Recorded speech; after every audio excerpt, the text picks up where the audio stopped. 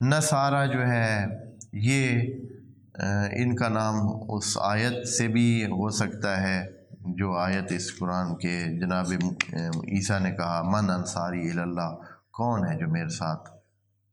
انصار بن کر، نصرت کرنے والے بن کر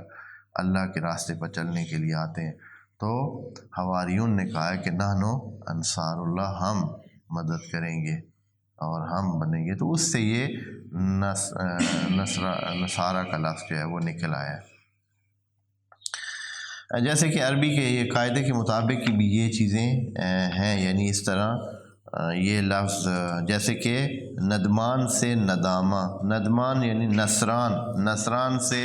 نصارہ نکل آیا ہے، اور جیسے کہ برفعل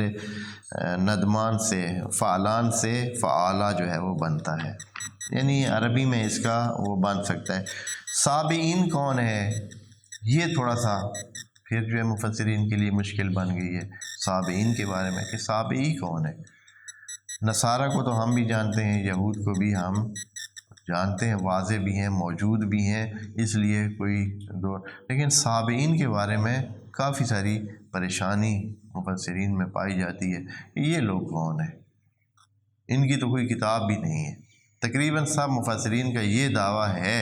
یا اکثریت کا ہے کہ یہ صاحب کتاب تو نہیں تھے، کوئی ان کے پاس کتاب نہیں تھی۔ کچھوں نے کہا ہے کہ جناب یحییٰ کو جو زبور دی گئی تھی وہی ان کی کتاب بھی تھی، اسی کو یہ مانتے تھے، ہاں جی، زبور کو۔ تو لیکن زبور کسی بھی کتاب کو کہتے ہیں، زبور یعنی کوئی بھی کتاب ہو وہ زبور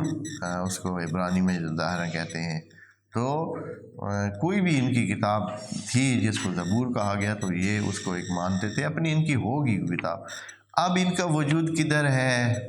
اس زمانے میں ظاہراً کچھ ایریاز میں یہ تھے، یمن میں یا عراق کے کچھ علاقوں میں یہ سابعی موجود تھے جو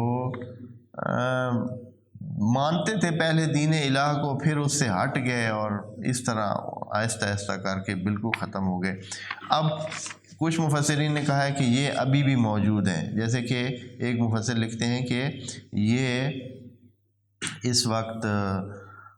بعض ان ایریاز میں عراق کے کچھ علاقے میں، کچھ ایران کے علاقے میں، اس پچھلی سائڈ پہ بہت ہی تھوڑی تعداد میں موجود ہیں، اور کچھ مفسرین نے کہا ہے کہ نہیں، یہ سرے سے ختم ہو گئے ہیں، اب کوئی ان کا وجود اس دنیا میں یعنی پورے جہان میں سابعی نام کے کوئی قبیلے یا کوئی سلسلے موجود نہیں ہے۔ تو بہرحال جو بھی ہیں ہمارے لیے، کیونکہ کرائٹیریا اور میزان معیار قرآن سے واضح ہے کہ چاہے جو بھی ہے، ان سے بھی ہٹ کر کوئی ہو، اللہ نے تو تین چار کے نام لیے نہیں، کیونکہ اس وقت یہ تینوں چاروں ان میں سے موجود تھے، یہودی بھی تھے، نصرانی بھی تھے، سابعی بھی تھے، تو ممکن ہے ان کے ذہن میں آئے کہ ہم اپنے دین پر قائم رہ کر کیا کر سکتے ہیں، جنت جا سکتے ہیں اور اللہ کا قرب حاصل کر سکتے ہیں، تو ان کا نام لیا گیا۔ لیکن قاعدہ کلی ہے، قاعدہ کن کے لیے ہے؟ سب کے لیے، کہ جو بھی اللہ پر ایمان لائے گا، آخرت پر ایمان لائے گا اور عمل صالح کرے گا تو وہ جنت جائے گا۔